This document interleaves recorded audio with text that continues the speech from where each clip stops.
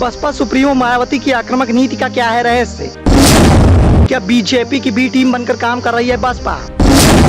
मुस्लिम vote bank में सेंधमारी के लिए बीजेपी पर लगातार हमले कर रही है बीएसपी सुप्रीमो मायावती। विपक्षी एकता की महाबैठक पर हमलावर हुई मायावती ने बैठक को बताया ढोंग। बसपा सुप्रीमो मायावती इन दिनों भारतीय जनता पार्टी के साथ साथ संपूर्ण विपक्ष पर हमलावर है। आखिर इसके रवैये की वजह क्या है? सियासी जानकारी से बसपा प्रमुख मायावती की खास रणनीति करार दे रहे हैं। मकसद मिशन 2024 में बसपा को चुनाव के मैदान में मजबूती से बनाए रखने और एकला चलो की रणनीति पर अमल करना है, ताकि नतीजों के बाद सहूलियत के मुताबिक रणनीति तय की जा सके।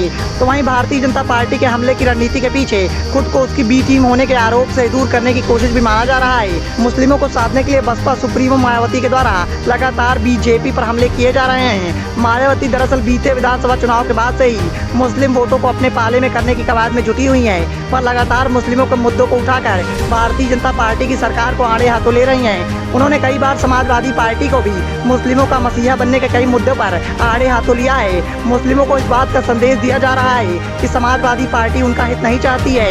वहीं बसपा सुप्रीमो मायावती मुस्लिमों के साथ मजबूती से खड़ी हुई हैं। वहीं बुधवार को उन्होंने भारतीय जनता पार्टी की यूपी और अन्य राज्यों की सरकारों की नीतियों पर कड़ा हमला किया। हमला करते हुए बसपा सुप्रीमो मायावती ने कहा कि मुस्लिम वर्ग की सहानुभूति लेने और उन्हें संदेश देने की कोशिश की है। उनके इस कदम को भारतीय जनता पार्टी की बी टीम होने की विपक्ष द्वारा लगाई जाने वाली तोहमत से दूर रखने की छटपटाहट के रूप में देखा जा रहा है। बीते दिनों बसपा सुप्रीमो मायावती के द्वारा विपक्षी एकता की नीतीश कुमार की नीति को लेकर मायावती उन पर हमलावर हो गई थी। मायावती ने नीतीश कुमार और संपूर्ण विपक्ष कांग्रेस समाजवादी पार्टी की इस कवायद को दलितों के हितों का नाटक करार देते हुए हमला कर दिया था। इसकी भी वजह निकलकर सामने आई। दरअसल मायावती यह नहीं चाहती हैं कि उनके दलित वोट बैंक में कोई भी अन्य दल सेंधमारी करने में कामयाब हो जाए। यह बात अलग है कि भारतीय जनता पार्टी दलित वोट बैंक में सेंधमारी करने में बीते चुनाव में काफी हद तक कामयाब रही है। बसपा का वोट प्रतिशत जो 2007 में करीब 30.43% था, वही वोट परसेंटेज 2022 के चुनाव में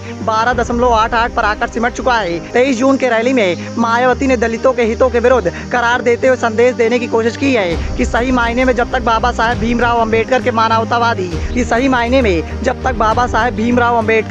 मानवतावादी समता मूलक संविधान को लागू नहीं किया जाता, तब तक दलितों का हित नहीं होने वाला। इस पर हमले के जरिए वह दलितों को इस बात की संदेश देने की कोशिश कर रही थी कि दलितों की असली हितैषी वही हैं। फिलहाल जिस तरीके से बसपा सुप्रीमो मायावती के द्वारा भारतीय जनता पार्टी के साथ साथ अन्य विपक्षी दलों को निशाने पर रखा जा रहा है, उसने कहीं न कहीं विपक्षी दलों के साथ साथ भारतीय जनता पार्टी की मुसीबतों को भी बढ़ाकर रख दिया है। अब देखना ये होगा कि बसपा सुप्रीमो मायावती के हमले का जवाब सत्ता की कुर्सी पर विराजमान भारतीय जनता पार्टी के साथ साथ अन्य विपक्षी दलों के दिग्गज नेताओं के द्वारा कैसे दिया जाएगा।